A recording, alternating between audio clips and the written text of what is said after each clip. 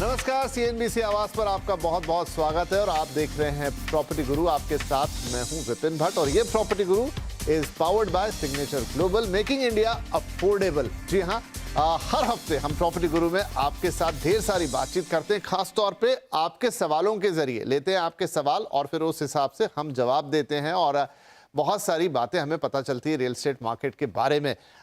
इस हफ्ते भी बातचीत तो होगी लेकिन एक अलग अंदाज में। जी हाँ, क्योंकि ये साल खत्म होने वाला है, बड़ा इंपॉर्टेंट रहा ये साल रियल एस्टेट के लिहाज से। 2022 का शुरुआत अलग तरीके से, अंत अब अलग तरीके से होने जा रहा है और बहुत कुछ घट गया इस बीच। ढेर सारे रिकॉर्ड्स बने हैं बिक्री के और रियल एस्टेट ने पूरा एक नया ही नज़ारा देख लिया है अपने अंदर। आप में से बहुत सारे लोगों ने अपना पहला और नया घर खरीदा है, बहुतों ने शायद घर बदला होगा, निवेश के भी अब मन में ख्याल आ रहे होंगे। तो यही सारी बातचीत आज हम करेंगे कि 2022 कैसा रहा रियल एस्टेट के लिहाज से और अब इस आधार पर हम 2023 की भी एक तस्वीर बनाने की कोशिश करेंगे कि ये साल कैसा रहेगा। और ये सारी बातचीत करने के लिए आज हमने आमंत्रित किया है स्टूडियो में एक खास मेहमान को। वैसे आप उनसे अच्छी तरह परिचित हैं लेकिन फिर भी आपका परिचय करा दे। अरविंद नंदन साहब, MD research and consulting, Savills India. Sir, बहुत बहुत स्वागत है आपका प्रॉपर्टी गुरु में। जैसा मैंने कहा कि पिछले 2-3 साल वैसे रियल एस्टेट के लिए अलग तरीके के रहे। जब पैंडेमिक आया, कई बार हम उसकी चर्चा कर चुके हैं।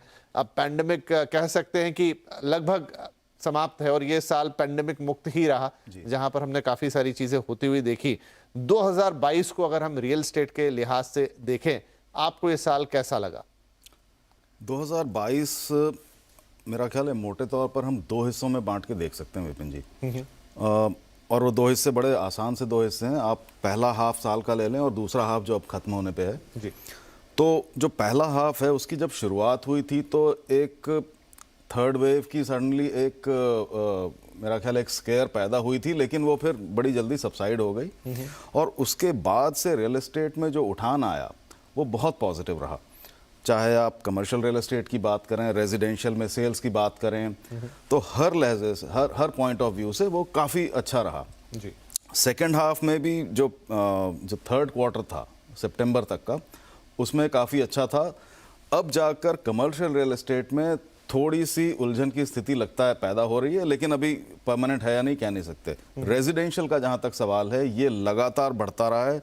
इनफैक्ट एक बहुत सरल सा आंकड़ा है, छोटा सा आंकड़ा है कि शुरू के 3 क्वार्टर्स की अगर हम सेल देखें तो ये पिछले पूरे साल की सेल से ऊपर हो चुकी है, ज़्यादा हो चुकी है। तो काफ़ी पॉजिटिव रहा है, पर्टिकुलरली रेजिडेंशियल रियल एस्टेट से।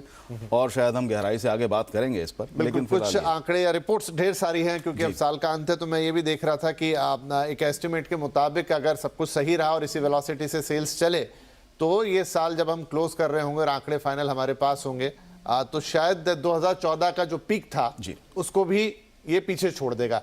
कुछ 2.5 लाख से ऊपर के ज्यादा के सेल्स रेजिडेंशियल में। लेकिन थोड़ा जैसा आपने कहा, हम और बारीकी से इसके अंदर जाते हैं कि जो एक मेजर शिफ्ट देखने को मिला वो ये कि इससे पहले अगर हम बात करें पैंडेमिक या प्री पैंडेमिक, तो अफोर्डेबल सेगमेंट सब कुछ ड्राइव कर रहा था। डिमांड भी थी और उस तरह से सप्लाई भी आ रही थी।